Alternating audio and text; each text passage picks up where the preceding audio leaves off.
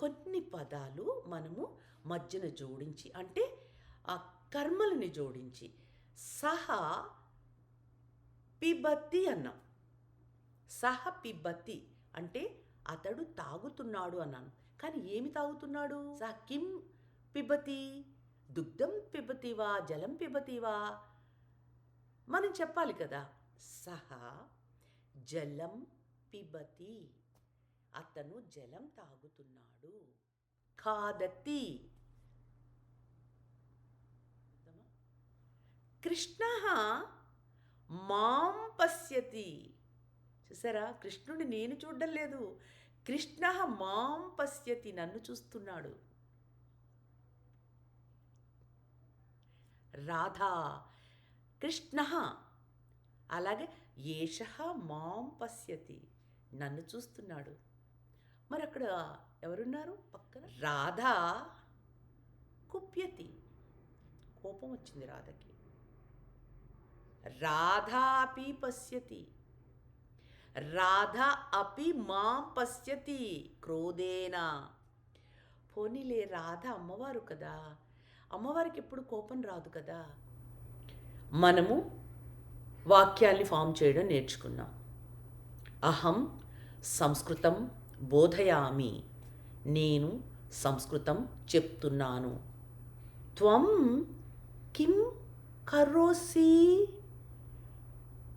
అహం బోధయామి, త్వం కిం కరోసి, నువ్వేం చేస్తున్నావు?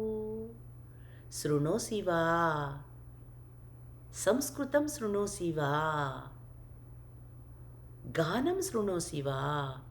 మీరేం చెప్తారు?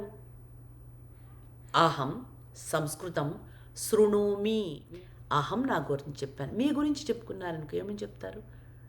అహం దూరవాణి అంటే టీవీ పశ్యామి, అహం పశ్యామి, అహం దూరవాణి పశ్యామి, అహం చలద్వాణి పశ్యామి, మొబైల్ నేను చూస్తున్నాను.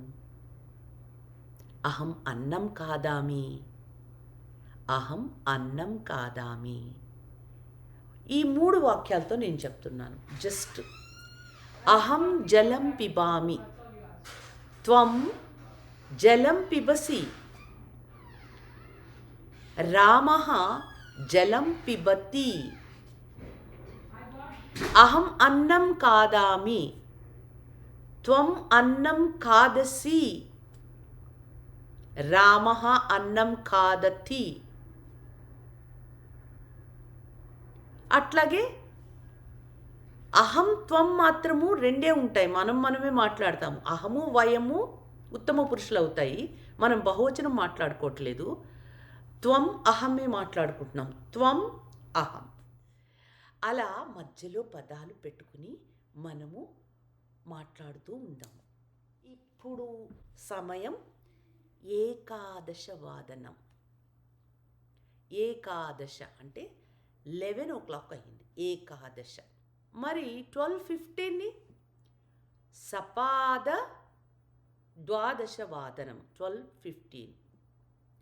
మరి 12:45ని పాదోన ద్వాదశ వాదనం, పాదోన.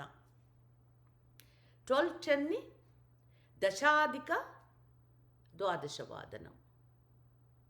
ఇప్పుడు 9 o'clock మీరు చెప్పండి. 9:30ని ఏమంటారు? 9:15ని ఏమంటారు? 8:45ని ఏమంటారు? 9:30ని సార్ధ నవవాదనం, 9:50ని సపాద నవవాదనం, 8:45 9:45ని పాదోన నవవాదనం.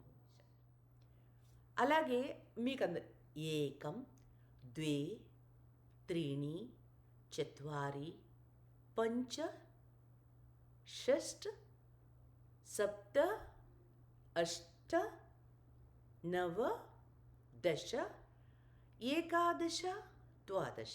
శ్వః మిలామः.